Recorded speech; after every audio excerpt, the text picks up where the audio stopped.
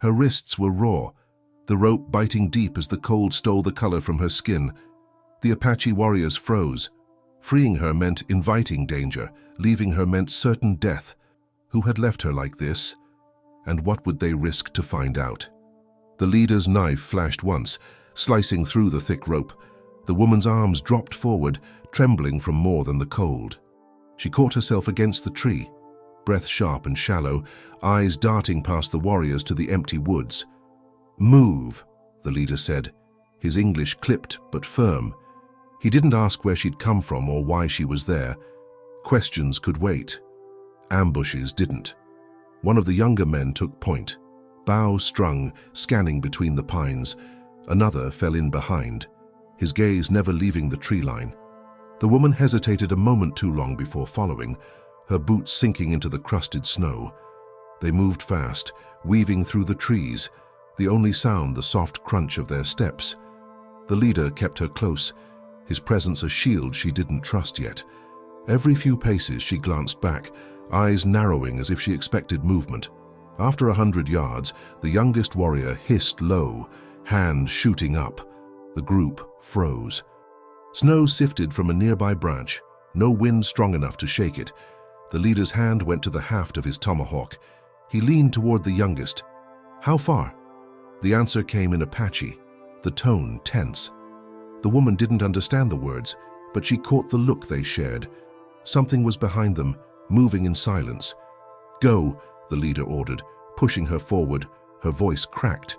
"Is it later?" he cut in, not looking at her. They quickened their pace, breaking into a narrow trail where the snow was trampled by older tracks. The woman stumbled once, catching herself against the leader's arm. His grip steadied her only long enough to keep her moving. Somewhere behind them, a branch snapped. Not far, not random. The leader's pace shifted from urgency to controlled haste, as if every step was measured against the time they had left.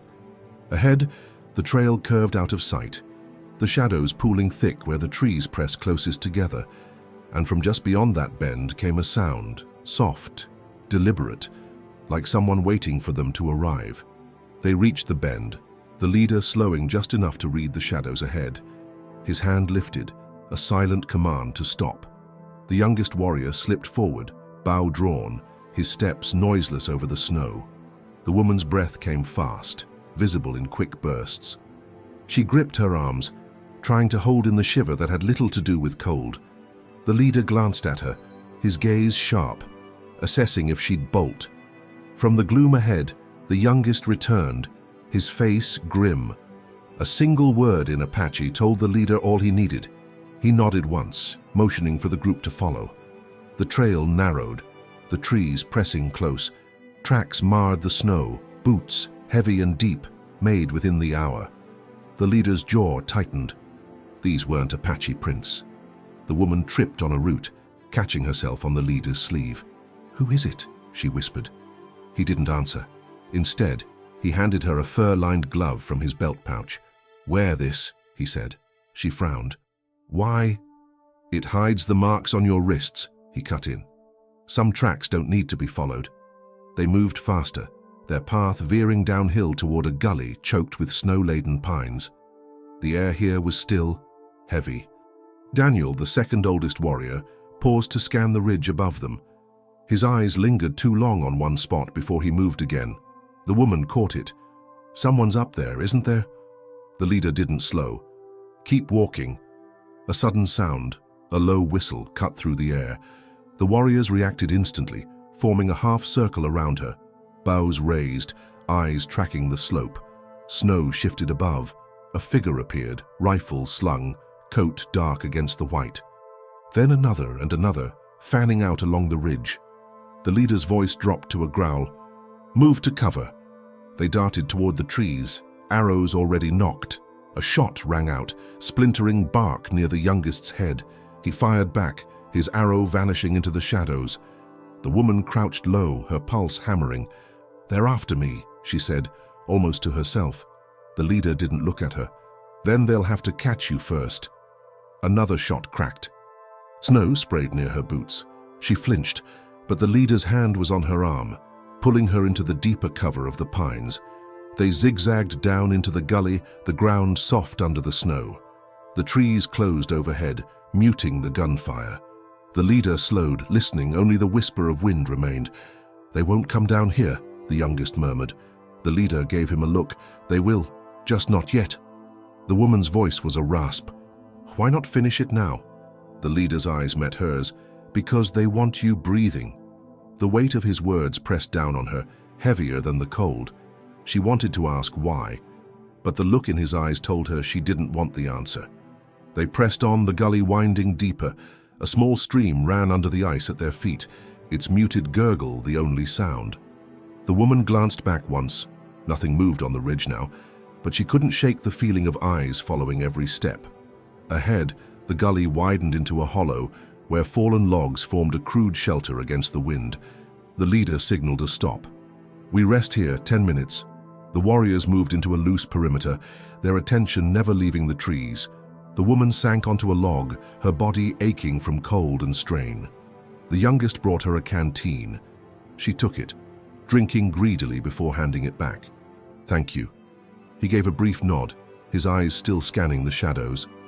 "They'll come again." Her voice was barely audible. "And if they do?"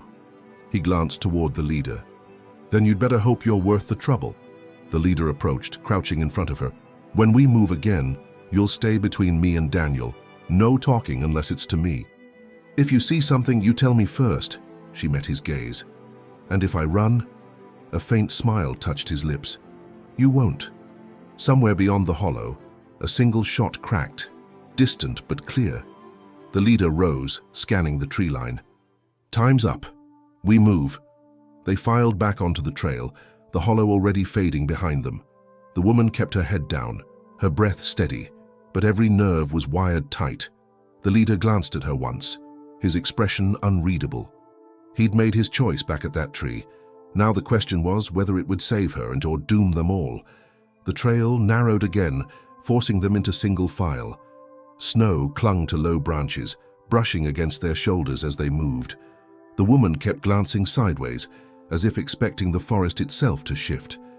Daniel, walking just ahead of her, slowed once, his head tilting toward a faint noise. It was gone before she could place it, leaving only the rhythmic crunch of boots. The leader motioned for silence. They crept forward, every step measured. The air felt heavier, charged, as though the pines themselves were holding their breath. The youngest warrior raised his bow, aiming toward a patch of shadow between two trees. For a moment, the woman saw nothing. Then a flicker of movement, quick and low, vanished deeper into the dark. "Animal," she whispered. The leader's reply was curt. "Not this time." They pushed on, the ground dipping toward a frozen creek. The ice reflected pale light, casting strange shapes onto the trees. The woman stepped lightly, but the sound of cracking beneath her boots made her freeze. The leader took her arm, guiding her across a thicker patch. "Stay close to the edge." Halfway over, the youngest stopped abruptly, scanning the opposite bank. His voice was low, urgent. "Tracks." "Fresh?" The leader joined him, crouching to study the snow, his jaw tightened. "They crossed here not long ago." The woman's pulse quickened. "Them?" He didn't answer, but his silence was enough. They followed the tracks into thicker woods, where the snow was broken by scattered rocks. The woman stumbled on one, biting back a cry as pain shot through her ankle. Daniel turned, offering a steadying hand. "Don't fall behind," he murmured. She managed a nod, forcing her pace to match theirs. Every muscle screamed from cold and strain, but fear kept her moving. A crow called overhead, once, then twice. The leader froze, glancing up. The bird's black wings cut across the pale sky, circling once before disappearing. "That's no hunter's signal," the youngest said quietly. The leader's eyes swept the tree line. "Maybe not. But it means someone's watching." They moved faster now, weaving between trees until the forest opened onto a low ridge. From here, the view stretched across a white expanse broken by dark patches of scrub. The leader signaled a halt, crouching low. "We cut across here, no tracks once we hit the rocks." They descended the slope quickly, boots crunching on the crusted snow. The woman's breath fogged in the sharp air, each inhale burning her lungs. She stumbled once more, catching herself on Daniel's arm. At the far edge of the ridge, the rocks rose in jagged formations, black against the white. The leader led them between two narrow spires, the shadows swallowing them whole. Inside, the air was still muffled. The sound of their steps on stone echoed faintly. The woman glanced upward. Snow filtered down in thin streams where the wind reached through the cracks. Daniel's voice was low. "Good place to disappear for a while." The leader shook his head. "Only if no one knows we're here." They pressed deeper until the stone opened into a small hollow sheltered from the wind. The youngest took position near the entrance, scanning the ridge beyond. The woman sank onto a flat rock, rubbing warmth back into her wrists. The marks from the rope had darkened, angry against her pale skin. The leader crouched nearby, his eyes narrowing at the sight. "They tied you that tight for a reason," her voice wavered. "I told you, I don't know who—" His gaze sharpened. "You might not know their names, but you know why." She looked away, focusing on the ground. I can't say." The youngest turned from the entrance, his tone urgent. "Movement." All eyes followed his gesture. Beyond the narrow gap, a shadow passed. Too fast to be casual, too quiet for anything but purpose. The leader rose slowly, drawing his tomahawk. "They've found us." The woman's stomach knotted. "Here?" He nodded once, his voice a growl. "No more running today." The leader's hand shot up, silent order to hold. The youngest eased back from the entrance, arrow nocked, his breath steady despite the cold. Daniel shifted closer to the woman, his stance protective without touching her. Outside, the snow gave a muted crunch. Slow steps, measured. Whoever was out there knew they were close. The leader edged toward the gap, keeping to the wall where the shadows thickened. He tilted his head, listening. Another step, then another. The woman's pulse thundered in her ears. She clutched her arms tight, fighting the urge to speak. Every sound felt too loud, her breath, her heartbeat. The faint creak of leather as one of the warriors tightened his grip on his weapon. A shadow crossed the entrance. The leader tensed, weight shifting forward. But instead of entering, the figure stopped just outside. A low whistle pierced the air, 3 notes, rising. The youngest's eyes flicked to the leader. He shook his head once. Not one of their signals. The whistle was answered from somewhere farther away, then silence. The leader's voice was a whisper. "Scouts, they're mapping us in." Daniel leaned toward him. "So we're trapped?" "Not yet," the leader replied. "But soon if we wait." He signaled for the group to move deeper into the hollow. The path narrowed to a slit between rocks, barely wide enough for one at a time. The woman hesitated, but the youngest urged her forward. They slipped into the darkness, the stone walls cold against their shoulders. Behind them, faint voices carried on the wind, men speaking quickly, their tone sharpened by purpose. The slit opened into a second chamber, smaller but with a low opening at the back where snow blew in through a gap. The leader crouched to inspect it. "Way out," he said, "but exposed." Before anyone could move, a sharp crack echoed. Gunfire. Close. A splinter of rock chipped off the wall above the woman's head. She flinched, instinct dragging her toward the ground. "They're shooting blind," the youngest murmured. "Testing where we are." The leader's eyes cut to the woman. "We move now." One by one, they slid through the narrow opening into blinding white. The snow here was deep, drifting to their knees. The wind had picked up, dragging curtains of frost through the air. The leader didn't slow. "Follow the ridgeline, stay low." They trudged along the slope, the ridge shielding them from view.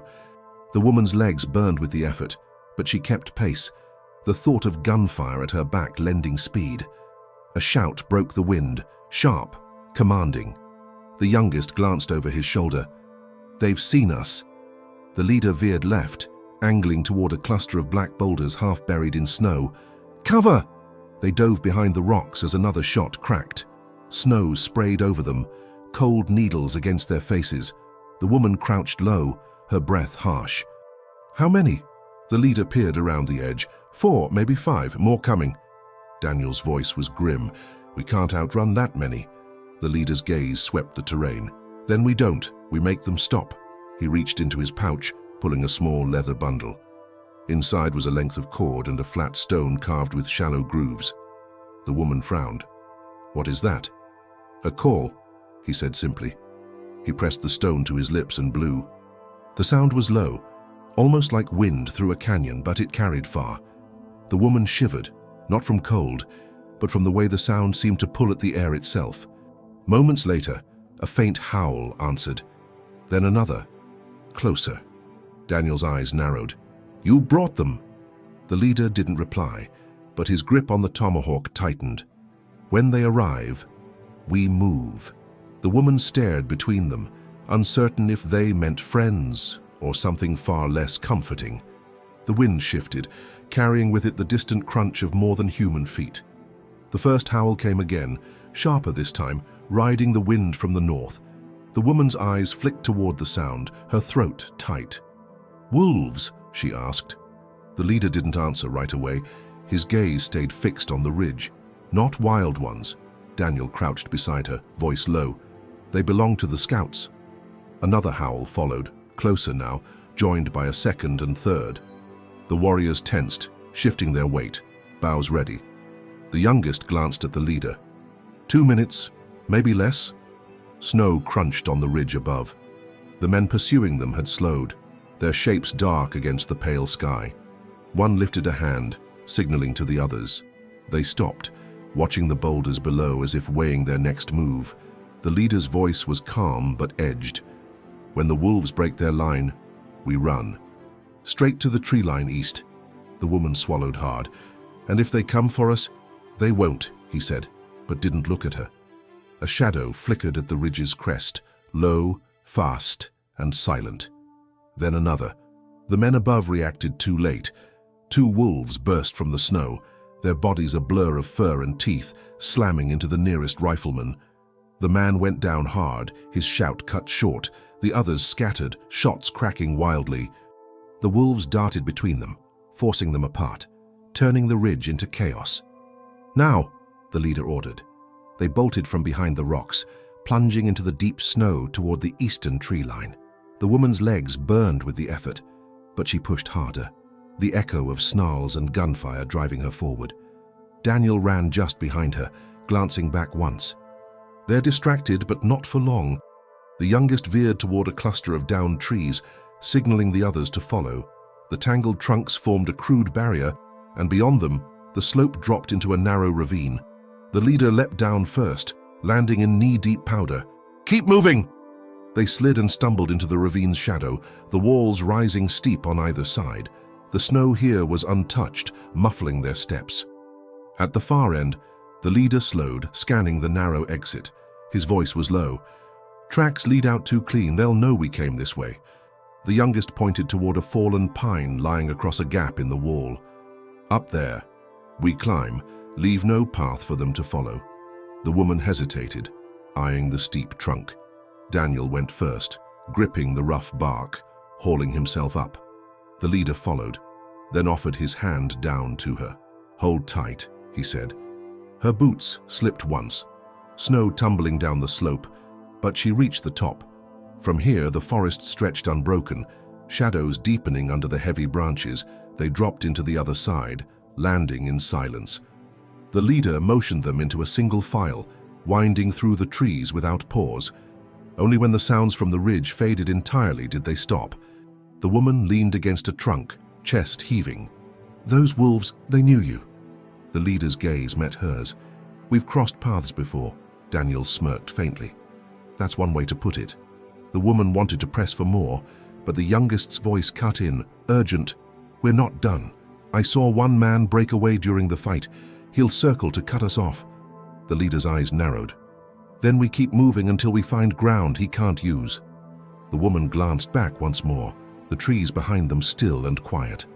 But she couldn't shake the image of the man running alone, his purpose fixed entirely on reaching them first, and she had no doubt that when he did, it wouldn't be to take her back alive. They kept to the densest part of the forest, where the snow lay heavy on the branches and the air felt still. The woman moved between Daniel and the leader, her breath visible in short bursts. Every step crunched softly, each sound swallowed by the thick pines.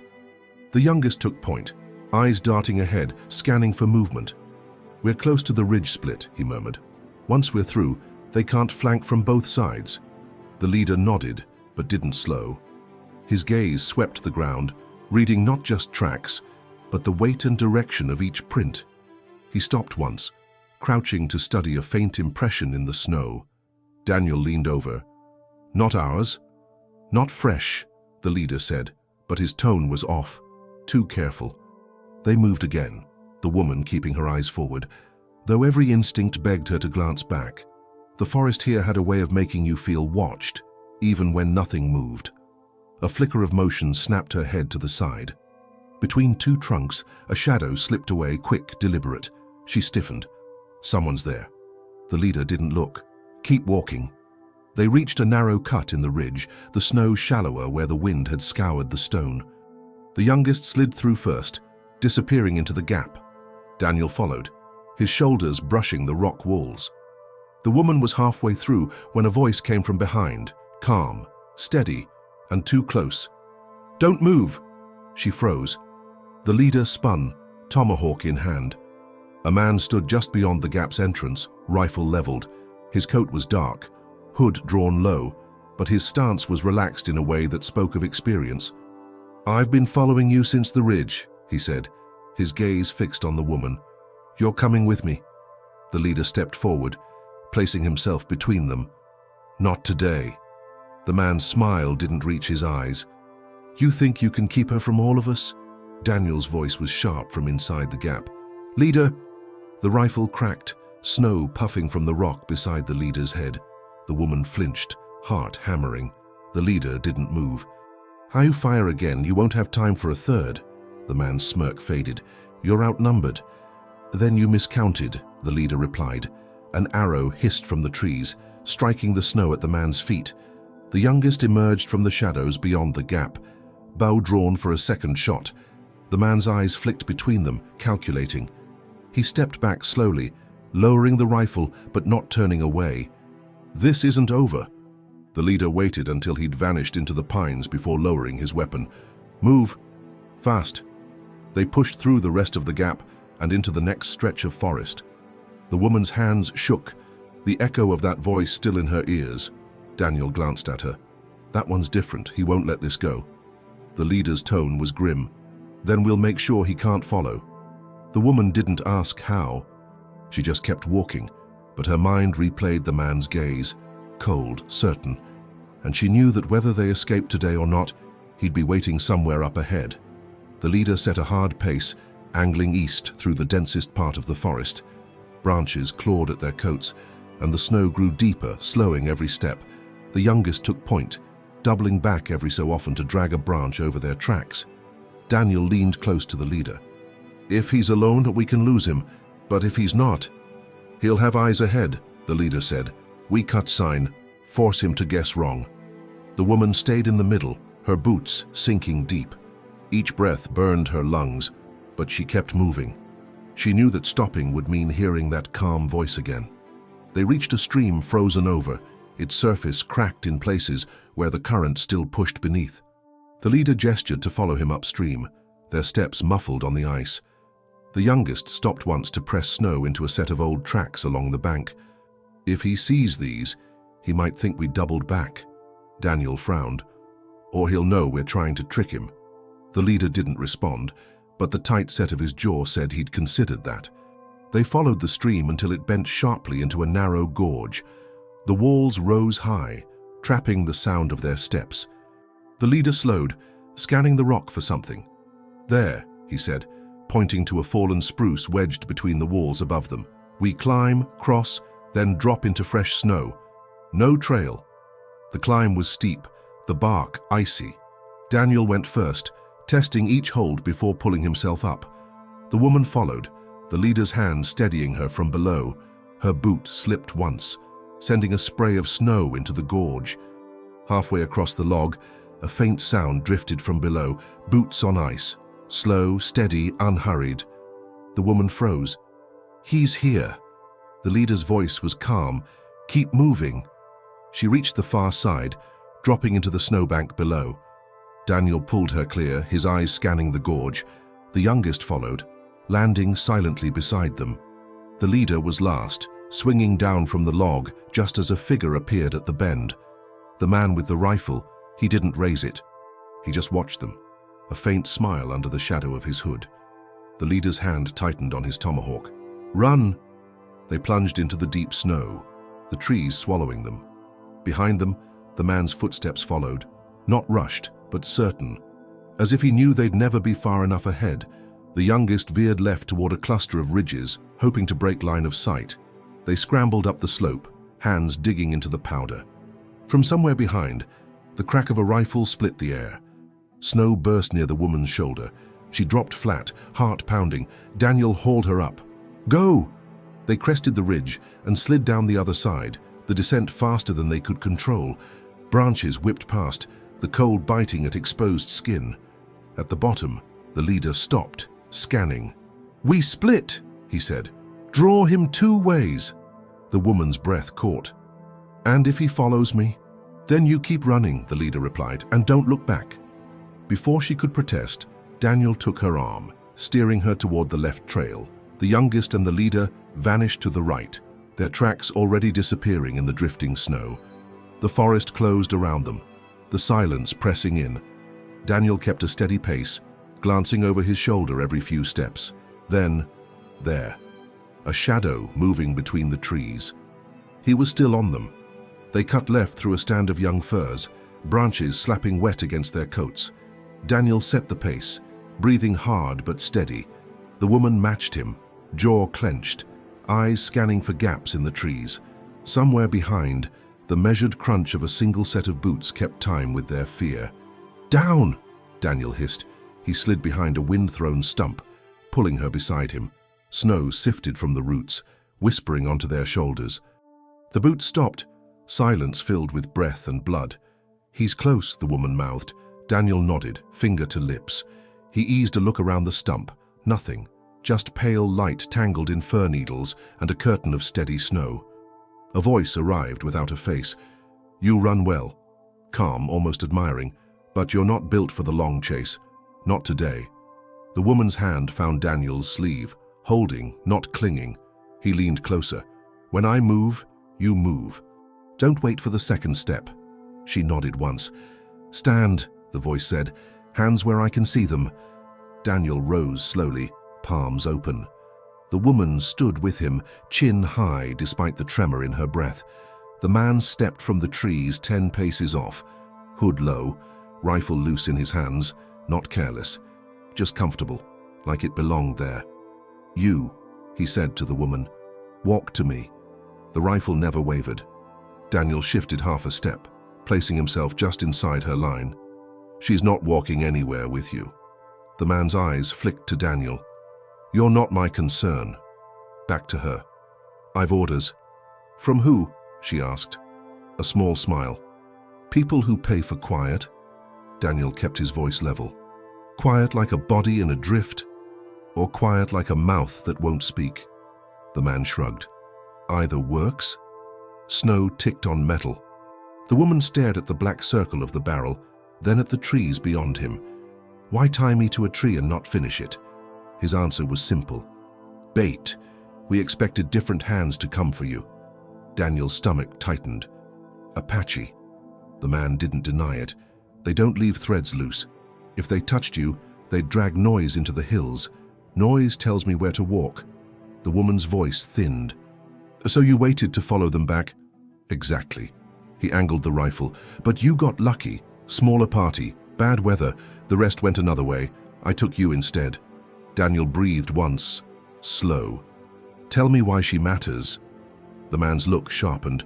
"She saw a ledger, names, marks, places, things that don't exist on paper until they do." The woman blinked. A fragment surfaced. Lamplight, a desk, a page scored with columns. She swallowed hard. "I didn't read it." "Darshan, you read enough," he said. "Enough to be a problem." Daniel edged his boot, pressing gently into the crust, testing purchase. "If this is about paper, take the page and go." The man's voice stayed mild. Page is gone. Beat. Fire takes pages. Memories harder. Snow shifted behind the hunter. Daniel's eyes lifted past the rifle. Two crows rose from a larch, arguing at the cold. The man didn't look. He was listening to their feet, not the sky. Step forward, he told her. Slow. She didn't move. What happens if I do? You live longer than if you don't, Daniel said. We have people close. Do you? The faint smile again. Your leader split your sign an hour ago. Clever. The kind of clever that buys you 15 minutes and costs you 30 later. His rifle dipped a hair. Not accident, just truth settling. Enough talk. Walk. The woman exhaled, a thin cloud between them. She took one step. Another. Daniel's jaw flexed, eyes on the rifle's front sight. He counted the hunter's breath. Steady fours, the rhythm of someone who could cut a thread in wind. A low yip bled through the trees. Not wolf.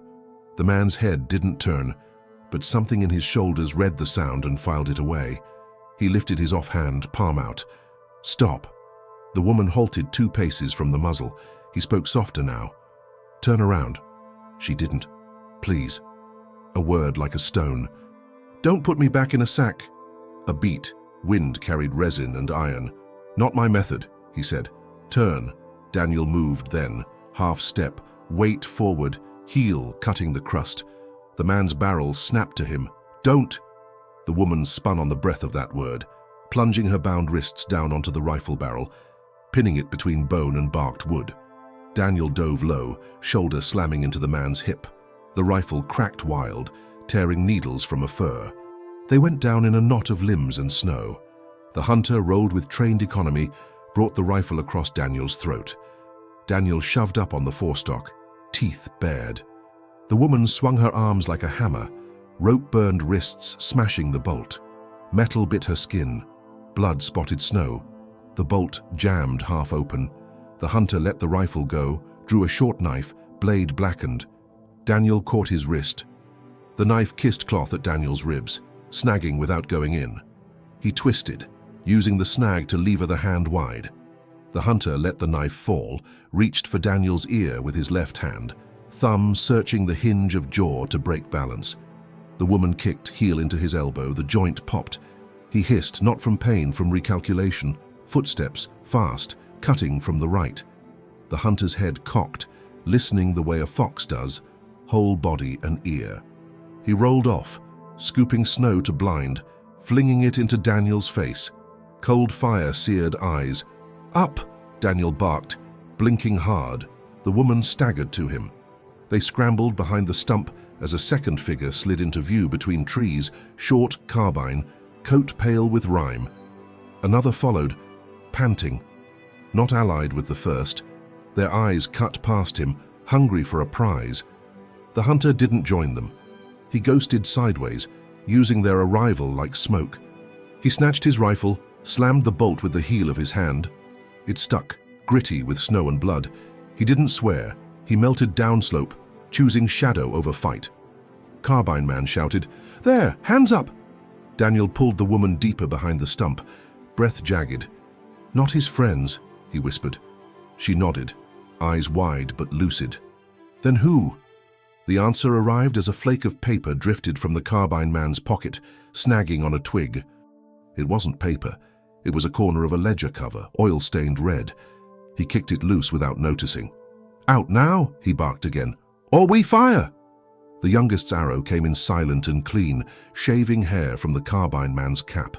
It buried in a birch with a sound like a swallowed gasp. "Down!" Daniel hissed. The leader's voice rose from the dark left, iron calm. "Walk away." The newcomers wavered. The second man lifted his weapon anyway. The leader stepped into the pale, tomahawk low, eyes level, a shape cut from the woods themselves. "Last choice," he said. The carbine man answered with a shot.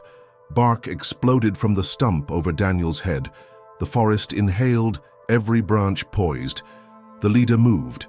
A brief, hard motion. The tomahawk sailed and found wood with a blunt thud.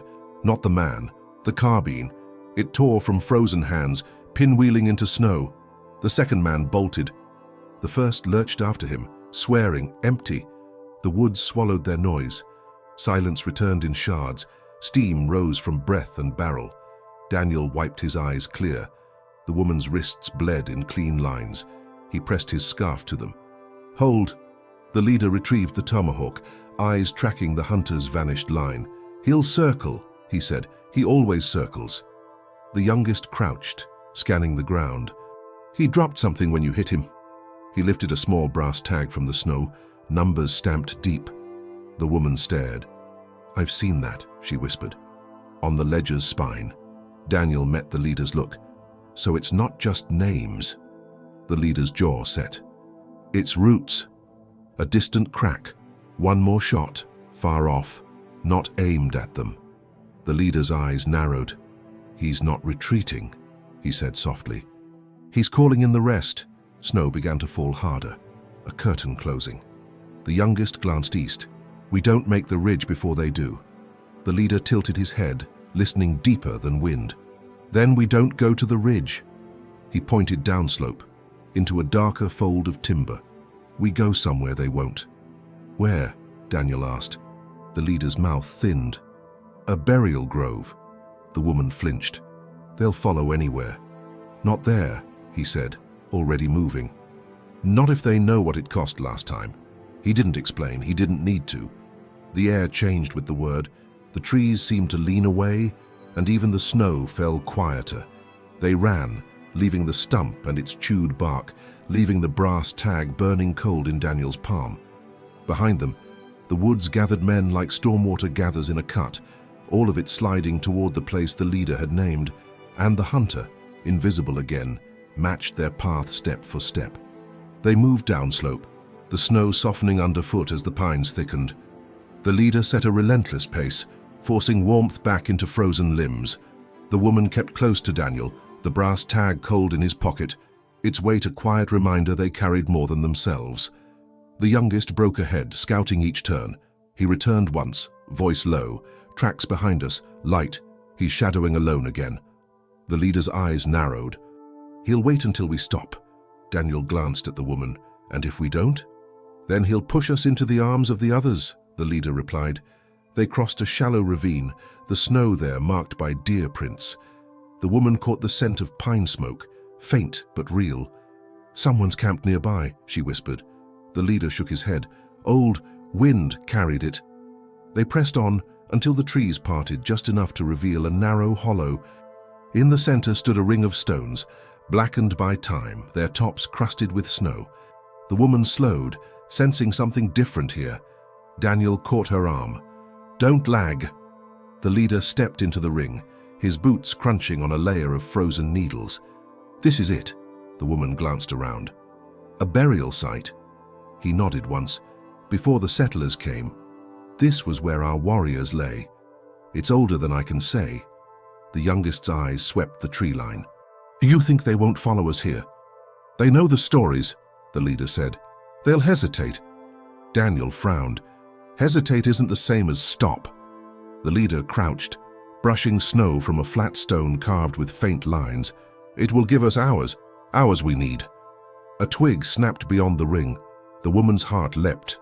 The leader stood slowly, scanning the trees. "He's here." No one moved. The snow muffled everything but breath. Then the hunter stepped into view between two pines, rifle lowered but ready. His gaze swept the stones, the carvings, then the faces. "So this is the place you think will save you?" The leader's voice was even. "Not save. Slow you down." The hunter's smile was thin. "You know I don't believe in curses." The youngest shifted, arrow knocked. "Belief's not required." The hunter took one slow step forward. "Then let's see how much time your ghosts can buy you." Daniel's grip tightened on the woman's arm. The leader's jaw set. The ring felt smaller, the air heavier, as if the stones themselves leaned closer to listen. The hunter stepped over the first stone, boots sinking into the crusted snow. The youngest drew the bowstring taut, but the leader's hand rose, a signal to hold. The man's eyes roamed the carvings half hidden under frost. "Old marks," he murmured, voice almost curious. "But stone can't bite." The leader's tone stayed flat. Some marks aren't to warn away, they're to keep something in. A faint smirk tugged at the hunter's mouth. Still trying to scare me. Daniel shifted to put himself between the woman and the rifle's line. She felt his arm tense, like a rope pulled tight. The hunter advanced another step, slow and deliberate. You dragged her here thinking I'd turn back. That's a mistake you can't walk away from. The leader's jaw tightened. You crossed a line you don't understand. The hunter's gaze slid to Daniel's pocket, where the brass tag sat hidden. Give me the piece. She walks. The woman's voice cracked. You'll kill them anyway. He didn't deny it. But she'll have more minutes than they will. The youngest eased sideways, trying to open a clear shot. The hunter caught the movement, rifle angling toward him without hurry. Don't, the leader warned softly. A crow cawed overhead, shadow sliding across the snow. The hunter's eyes tracked it for a fraction of a second. The leader moved, not toward him, but along the arc of the stones, drawing his aim back. Why? The woman asked suddenly, voice sharper now. Why follow me through all this? The hunter's expression cooled. Because the names you saw are worth more than a year's wages. And because you weren't supposed to walk away from that desk alive.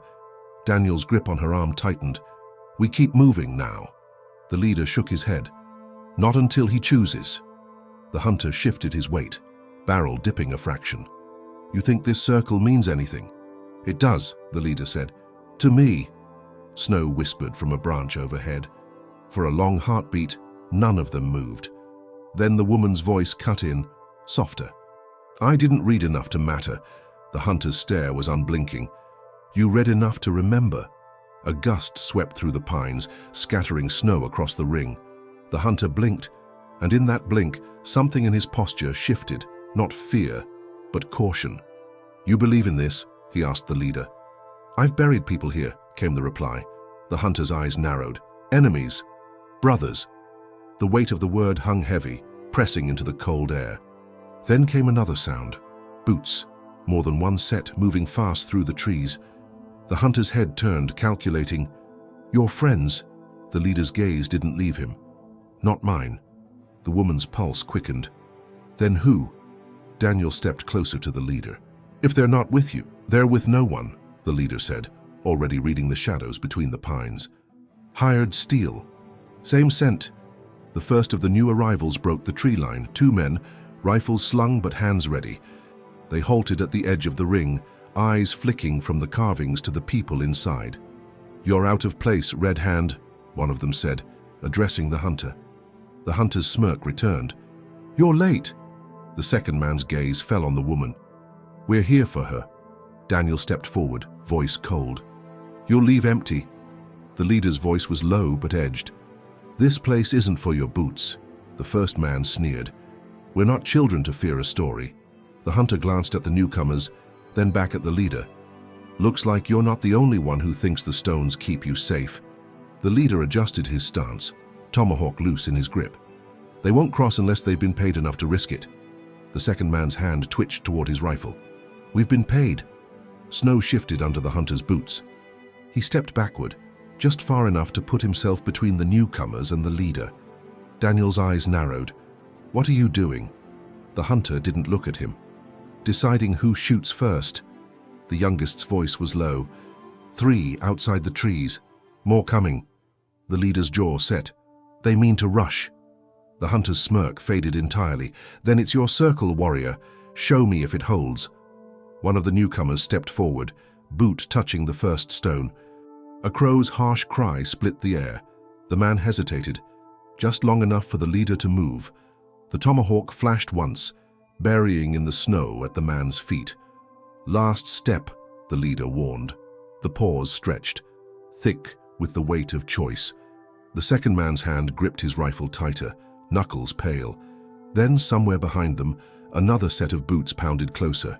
Fast, urgent. Whoever it was, they weren't coming to join the standoff. The leader's eyes flicked past the newcomers, reading the urgency in those steps.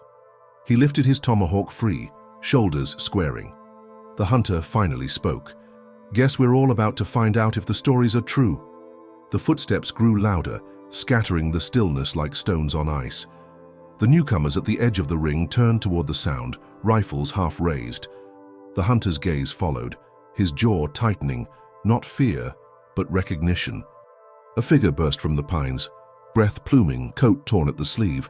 His rifle hung by a strap, forgotten in the run. "They're here," he shouted. "All of them, coming from the ridge." The leader's eyes narrowed. "How many?" The man's voice cracked. "Enough to wipe us all." The air changed. Everyone felt it. Even the wind seemed to pull back, holding its breath. The first of the newcomers cursed, scanning the tree line. "Ah, you led them here." The messenger shook his head violently. "They were already tracking, spread wide. We've got minutes." The leader's gaze swept the ring, then the faces within it. If they breach the circle, no one walks out. The hunter's smirk returned, thinner now. "Then we keep them from stepping in." Daniel's eyes flicked between them. "You're suggesting we fight together?" The hunter shrugged. "Better enemies alive than strangers in graves." The woman spoke for the first time in minutes. "And when it's over?" Neither man answered. The youngest was already moving, passing arrows from his quiver into a neat line along the snow. "Positions?" he asked the leader. The leader pointed to the stones at the northeast curve. "You take the high side. Daniel, west flank. I'll hold the gap here." His eyes shifted to the hunter. "South, where the trees open. You're fast enough to break their rush." The hunter's grin was humorless. "And if I'm not, then you'll be the first they find," the leader replied. The woman stepped toward Daniel. "What about me?" "You stay low," he said, "and keep your eyes open for anyone who gets through." Branches snapped in the distance, measured, disciplined movement. Whoever was coming wasn't charging blind. The hunter crouched at the southern edge, fingers brushing the snow, feeling its crust. He glanced at the leader. "They'll test with one man first." The leader's reply was curt. "Then we make him the last." A shape broke from the trees, moving at a crouch. A shot cracked from the west flank. Daniel's rifle barked once, sending the figure spinning into the snow. Silence held for a heartbeat before voices rose in the pines. "They know we're set," the hunter muttered. "Now they'll try all sides." From the northeast, two men advanced, rifles ready. The youngest loosed an arrow, striking the first clean through the shoulder. The second stumbled back as another shaft hissed past his ear. On the south, the hunter waited until a man's boot brushed the first stone before moving. He lunged low, sweeping the rifle barrel aside and driving his shoulder into the man's chest. They hit the snow together, the hunter's knife flashing once, then the body went still. The leader swung at the gap as another intruder tried to vault the stone. The tomahawk caught him mid-leap, sending him crashing backward. The woman pressed against the central stone, every nerve alive. She saw movement to her left, a shadow slipping between two stones. "Daniel!" she called. He turned in time to see the figure rise, pistol in hand. Daniel's shot dropped him before he could fire. From the trees came the sound of more boots, faster now, less cautious. The leader's voice cut the air. "They're pushing!" 3 men hit the south at once. The hunter dropped the first with a knife throw, then swung the rifle like a club into the second. The third barreled through, boots crossing into the circle. The woman grabbed the nearest thing she could, a length of frozen branch, and swung it into the man's knees. He went down hard, the breath knocked from him. Daniel was there in 2 strides, finishing the fight with the butt of his rifle. "Stay behind the stone!" he snapped. The youngest's voice came from the northeast. "More on my side!" The leader vaulted the central stone, tomahawk cutting through the snow-heavy air. The attackers faltered, seeing the ground before them littered with their own dead and wounded. The hunter's breathing was ragged now, steam curling from his mouth. "This is holding," he said between breaths, "but not for long." The leader's eyes flicked to the woman, then back to the trees. "We're not meant to hold forever, just long enough." The hunter frowned. Long enough for what? Before the leader could answer, a howl rose from beyond the ridge. Not wolf, not human, but something stretched between. The attackers froze mid-step, heads turning toward the sound. The woman's skin prickled. "What is that?" The leader didn't take his eyes off the tree line. "The reason they won't follow us past here." The sound came again, closer now. The attackers broke, retreating in scattered bursts, their discipline gone. The hunter's gaze stayed fixed on the trees, something unreadable in his expression. I thought that was just a story. The leader's reply was low. So did they. The howl rose again, closer, stretched thin by the cold. Men at the tree line faltered, rifles half raised, eyes searching for a shape that never showed. Snow hissed off boughs, shedding in sheets. Daniel leaned toward the leader. "What is it?" The leader never blinked. "A voice from our dead." The hunter scoffed once, quiet. "Dead don't blow air." "Living do," the leader said. "For them." From the north, a second call braided with the first. "Lower." Slower. It pushed the remaining gunmen back another step. One of them spit, then made the sign of a cross with stiff fingers. "They heard it last winter," the leader said, eyes still on the trees. "On the day a patrol fired on a burial fire. Half their company vanished in white." The hunter's jaw ticked. "You staged it." The leader didn't answer. He lifted his chin to the youngest. "Arrows. High, not at them. Make the trees speak." The youngest raised, loosed. 2 shafts vanished into dark crowns. A heartbeat later, snow avalanched from high limbs, thundering down in a cold roar. The gunman broke, stumbling back into the pines. One dropped his rifle and didn't bother to retrieve it. The woman clutched the stone lip. "How long until they try again?" "Long enough," the leader said. "Not long." Another thread of sound drifted in, not a howl now, a hollow flute. The notes climbed, then fell, then held on a single tone that made the teeth ache. The hunter glanced south. "That isn't yours." "No," the leader said. "That one isn't." Daniel's eyes sharpened. "Then whose?" The leader looked at the woman. "The men who tied her to a tree weren't only hunters." The hunter's face went flat. "You're bringing us into someone else's quarrel." "You followed it," the leader said. "This is where your pay led." From the pines, a shadow pressed free. Not one of the earlier gunmen, a coat long as a duster, a scarf at the throat, dark with frost. He didn't carry his weapon like the others. It hung on a sling, ignored, as if he trusted the flute more than powder. He stopped at the stones and listened. The wind curled a strand of breath from his mouth, steady as a clock. He glanced at the hunter once, then at the woman. Her fingers tightened. "I know him." Daniel's voice dipped. "From where?" She swallowed. "The office with the ledger." He watched the door. The man touched his scarf like a priest at prayer. "Walk her out," he called. "You can lay your dead here, but the living come with us." The leader's reply was even. "This ground says otherwise." The scarfed man smiled without warmth. "Ground doesn't write letters. Men do." He lifted a hand. 2 more figures cut free of the dark, not rushing, placing their boots like they owned the snow. One carried a satchel. Its flap sagged. Daniel glimpsed a sliver of crimson-oiled leather inside. The woman's breath snagged. "Ledger cover." The hunter exhaled through his nose. "So it wasn't just a rumor." The scarfed man spoke as if reciting lines. Names, marks, shipments, routes, everything the winter forgot. Daniel stepped forward a half pace. "And the brass tags tied to those routes." The scarfed man angled his head. "You learn quickly when you are afraid." The leader's tomahawk lifted a hair. "This circle doesn't fear your paper." "Paper buys men," the scarfed man said. "Men don't fear circles." From behind him, another voice, young, eager. "Say the word." Boots shifted, eager to test the stones. The flute keened again, slicing the air. The scarfed man didn't flinch. He raised his palm to still his own line. Then he did something none of the others had tried. He bent and pressed 2 fingers to the first stone, as if taking a pulse. He straightened. "Old work," he said, "but not sacred to me." The hunter's whisper was dry. "You going to step?" The scarfed man smiled. "Only if I need to." His gaze slid to the hunter. "You broke sign at the gorge. Clever. But clever won't buy you out of this." "To be clear," the hunter said, "I'm not with them." "You're with Rent," the scarfed man said. "Same coin, different pocket." The youngest murmured to the leader. "If they rush, take south, and I'll sow east." The leader nodded once. Then he surprised them all. He looked at the hunter. How many knives? The hunter blinked. Enough.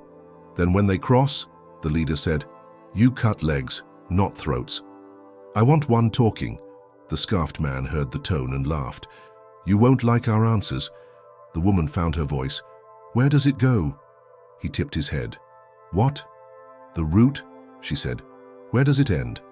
He glanced at the satchel, then back at her. Men like me don't ask where it ends. We count where it begins. Which is where? Daniel asked. North, he said. Always north. He lifted his hand. The two at his shoulders shifted weight forward. Stop, the leader said. They didn't. Now, the leader snapped. The youngest's arrow hissed for the boot, not the heart. The shot shattered leather and dropped the man to a knee. In the same breath, the hunter's blade flashed low, cutting tendon on the second. Snow drank a thin line of red. Both men hit the crust. The scarfed man didn't move. His smile died. You think you bought time? We did, the leader said. And with yours? The scarfed man's gaze hardened on the woman. You could have walked. They chose for you. She held his stare. So choose me now.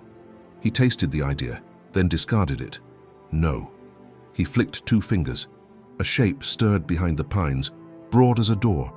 The flute rose again, and with it came a shape taller than a man, wrapped in winter canvas, mounted on a frame of poles. 4 men carried it, faces hidden by scarves. The frame creaked. Sleigh runners whispered on ice. The woman's throat closed. What is it? Daniel answered without thinking. A screen. He was right. The canvas was painted with white shapes that cut the forest into wrong angles. It ate the eye, turned distance to fog. Behind it, feet moved without leaving clean sign. A hunting blind, built for snow and fear. The scarfed man nodded to it like a friend. We carry our winter with us. The leader's jaw set. Back, he told the woman. Behind me. The screen advanced to the stones and stopped. The flute fell silent. In the split second of quiet, the scarfed man reached into the satchel and pulled a ledger page, edges singed, ink bled, but legible. He raised it so only she could see. Her face drained. That's my town. He folded the page once. Roots don't end, he said. They coil. Daniel's voice roughened. You move people. Goods, he corrected. Then almost gently, and sometimes goods breathe. The leader moved first. He didn't leap. He didn't shout. He stepped so his boots kissed the inner line and raised the tomahawk to shoulder height. This ends here. The scarfed man smiled. No, this ends where roads do.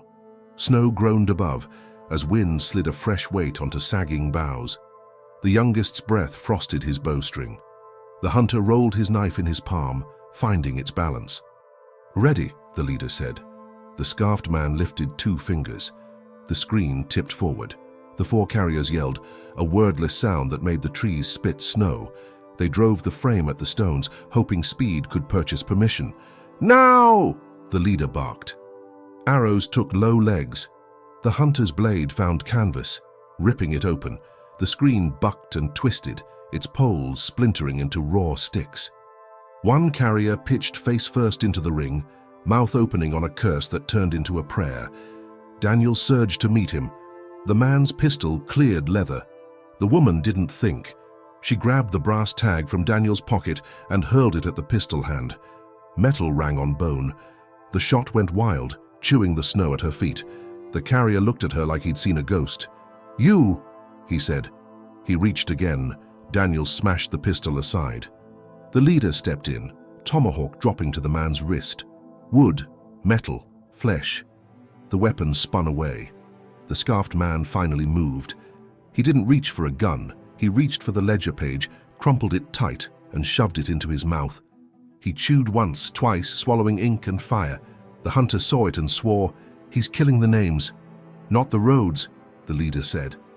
Not the mouths. A horn sounded deep in the pines, low circling too many throats at once. The scarfed man spat black saliva and smiled through it. We brought more winter than you. Branches tore open behind them. Figures spilled from both flanks. Coats whitewashed, faces wrapped to the eyes. No time for counting, no space for fear. "Circle!" the leader roared. They closed around the woman as the first line hit the stones, and the dead grove breathed like a lung full of knives. And then, from behind the attackers, another sound cut every other in half. Hoofbeats, fast, close, coming straight for the ring. The hoofbeats hammered the snow, a drum that swallowed the horn calls. Every head turned, enemy and ally alike, to the break in the pines. Through the gap came 3 riders, their horses dark against the white. The leader of the trio leaned low over the saddle, rifle across his thigh, eyes locked on the ring. Daniel's breath caught. Cavalry. The leader didn't answer.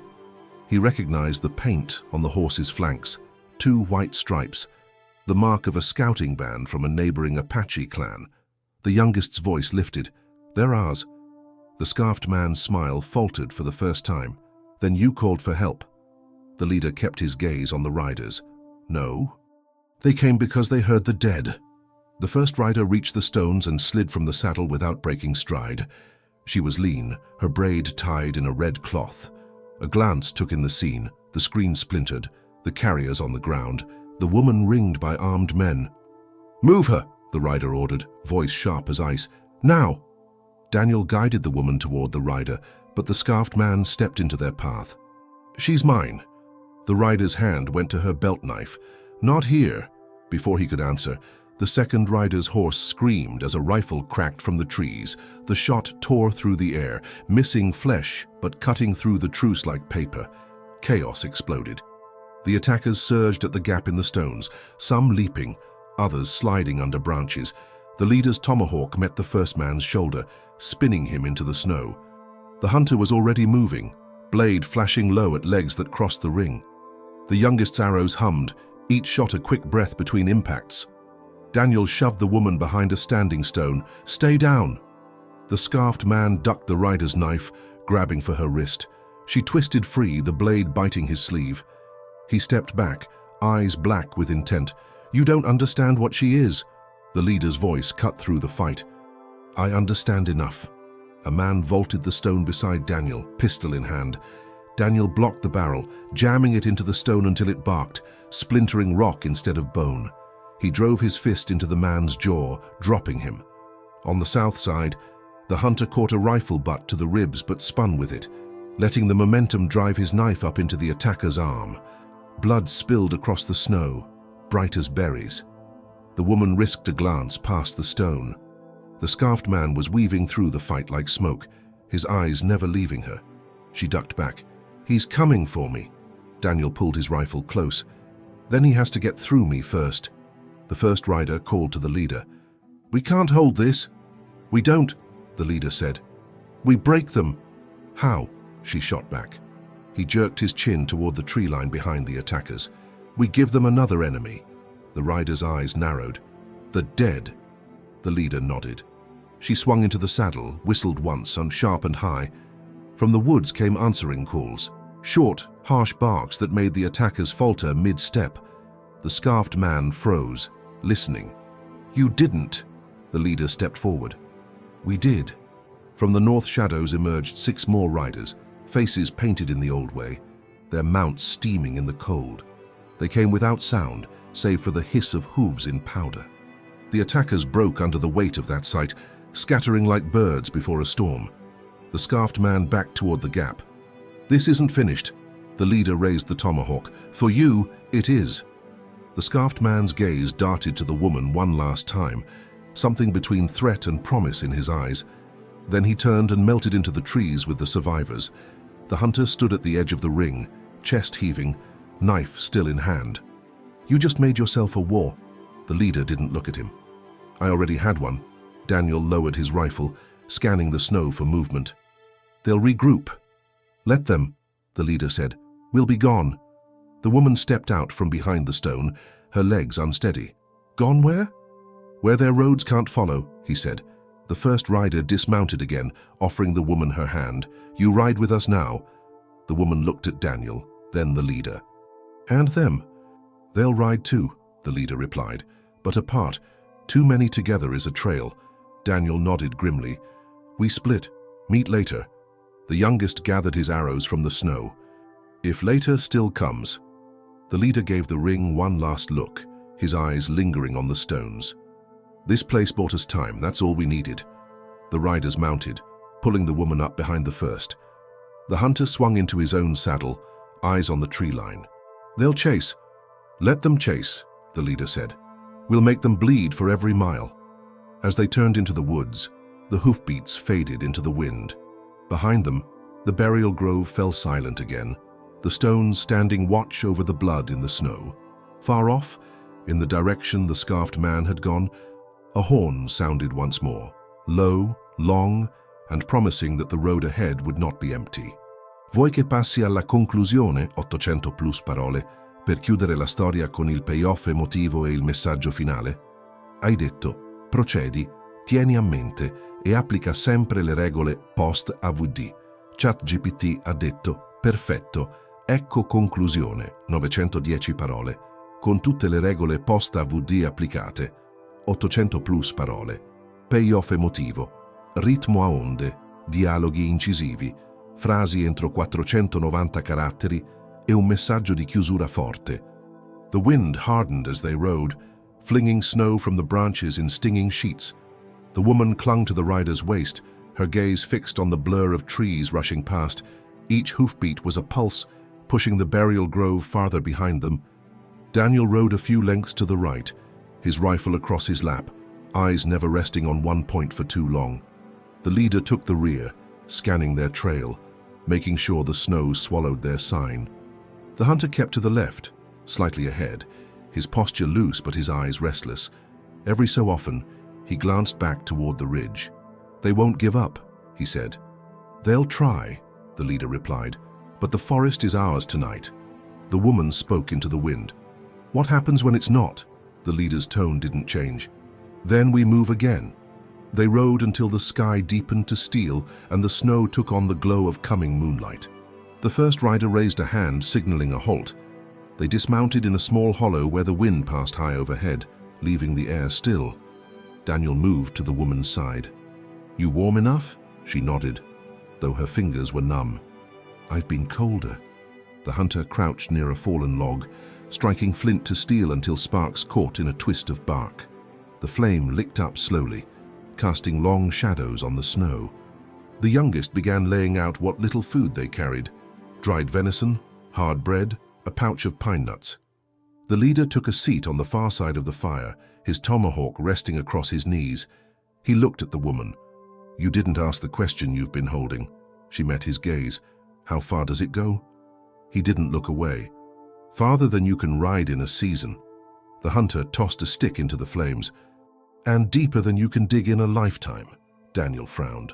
Roots, ledgers, brass tags. Why risk all this for paper? The leader answered, because paper is the only thing men fear more than bullets. Paper outlives them. The woman stared at the fire. And if someone burned every page, they'd write more, the hunter said flatly. The first rider broke in. You can't kill an idea by cutting its hands. You have to burn its roots. The leader glanced at her. Hand roots hide deep. They ate in silence for a while, the wind whispering above them. After a time, the woman said, I can't go back to my town. Daniel nodded. Not yet. Not ever, she corrected. They'll be watching. The leader's voice softened. There are places they don't watch. We can take you there. And then, she asked, then you decide who you are without them. Her throat tightened. I don't even know who I was before them. The hunter's eyes stayed on the fire. That's the part they can't track, what you make after. The first rider stood, scanning the trees. We can't stay long. If they pick up the trail, this hollow will trap us. Daniel rose, kicking snow over the fire's edge. Where? The leader pointed east. There's an old trading post, abandoned, but it's stone. One night there, then we split again. The youngest shouldered his bow. We move now. The leader nodded. Now. They mounted again, the snow crunching under hooves. The moon climbed, turning the world to silver and shadow. The woman looked back once. In the distance, the burial grove was a darker smear against the pale forest. She wondered if the stones would remember what happened there tonight, or if the snow would erase it by morning. Daniel caught her glance. You left more than you think back there." She met his eyes. "And took more than I wanted." He didn't ask what she meant. By the time they reached the trading post, the wind had dropped. The building hunched against the slope, its roof sagging under the weight of years and snow. They led the horses inside, the walls muffling the world outside. In the dim, the leader set his tomahawk down for the first time since the grove. "We rest here. 2 on watch, changing every hour." The woman sat against the wall, knees drawn up, listening to the creak of settling timbers. Daniel took first watch by the doorway. The hunter leaned against the opposite wall, eyes closed but not asleep. The leader settled near the woman. "You did well today." She shook her head. "I froze half the time." "You moved when it mattered," he said. "That's all anyone can do." She looked at him. "Do you think they'll stop?" He held her gaze. "Not until we make them." Outside, somewhere far off, a horn blew once, faint, almost swallowed by the night. The leader didn't move, but his eyes shifted to Daniel. Daniel gave a small nod. The woman caught it. "They're still out there." "Yes," the leader said, "but so are we." She pulled the blanket tighter, the words settling over her like the snow outside, cold but real. Tomorrow, the road would coil again and the fight would follow. But for now, in this pocket of stone and silence, she let herself believe that every mile they put between them and the grove was another mile they'd stolen back from the men who thought they owned her life. And somewhere in the forest, under the cover of falling snow, the scarfed man walked with empty hands and a full memory, already plotting the next road.